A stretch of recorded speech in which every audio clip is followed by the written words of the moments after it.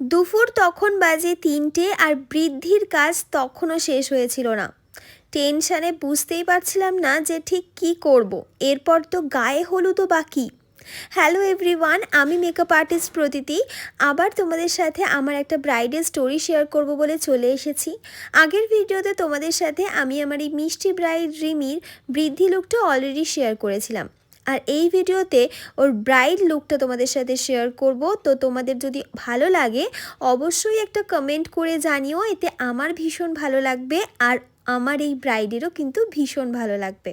আমার এই ব্রাইড কিন্তু আমাকে আগে থেকেই বলে রাখে ও কেমন লুক করবে, তাই কোনো রকম কনফিউশন ছাড়াই কাজ স্টার্ট করে দিয়েছিলাম।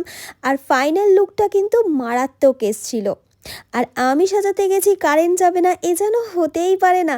আর এখানেও তাই ঘটেছে। যাই হোক, এই দেখো আমার ব্রাইডের ফাইনাল লুক।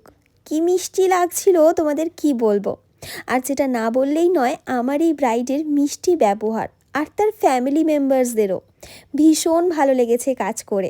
তোমাদের লুকটা কেমন লাগলো প্লিজ জানিও।